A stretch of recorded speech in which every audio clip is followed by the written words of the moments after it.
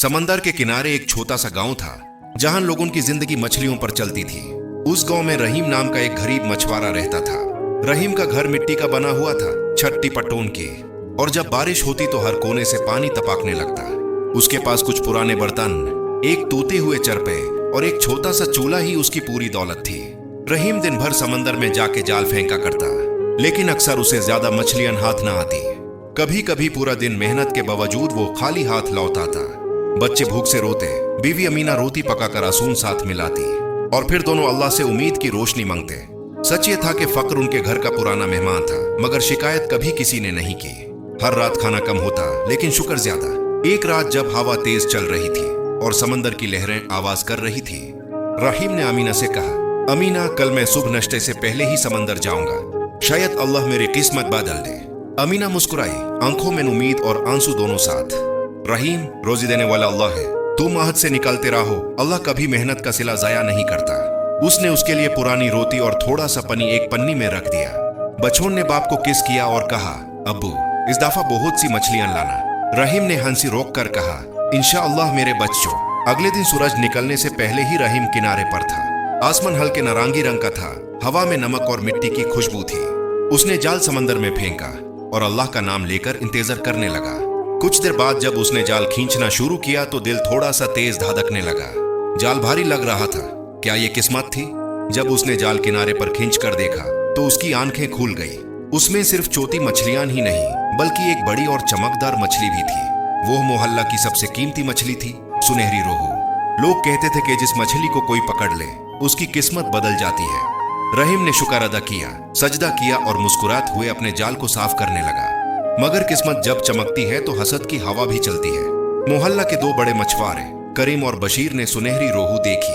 उनकी आंखों में लालच चमकी। करीम ने रहीम से कहा, ये मछली हमें दे दो, हम तुम्हें दूसरी मछलियां दे देंगे। बशीर बोला, तुम्हारे जैसे गरीब के पास इस कीमती मछली का क्या काम, बेहतर है कि दे दो। लेकिन रहीम ने सख्त हौसले से जवाब दिया, मैंने इसे मेहनत से पकड़ा है, रोजगी अल्लाह देता है, मैं इसे बेचूंगा और अपने बच्चों की जिंदगी सुधारूंगा। करीम और बशीर नाराज होकर वहां से चले गए, लेकिन उनका इरादा साफ था, वो ये मछली किसी भी तरह हासिल करना चाहते थे।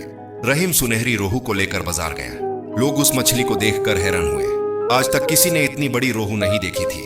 लोग बोलने लगे, ये मछली एक हिसाब से दौलत के बराबर है, इसे शहर के ताजिर खरीदेंगे। शहर के ताजिर खरीदेंगे? रहीम के दिल में उम्मीद बढ़ने लगी, लेकिन करीम और बशीर ने ज्यादा पैसा रखकर लोगों में अफवाह फैला दी। ये मछली बीमार है, इसका गोश्त खराब है, मत खरीदना। धीरे धीरे सब लोग पीछे हटने लगे। बेचारा रहीम बाजार में रात तक खड़ा रहा, मगर कोई उसे खरीदने नहीं आया। वो वापस घर लौट रहा था, गर्दन झुकी हुई, कदम बुझाल। अमीना ने दरवाजा खोला तो रहीम की आंखों में आंसू थे। अमीना, कीमती मछली तो लेकर आया था, लेकिन आज भी हम भूखे ही सोएंगे।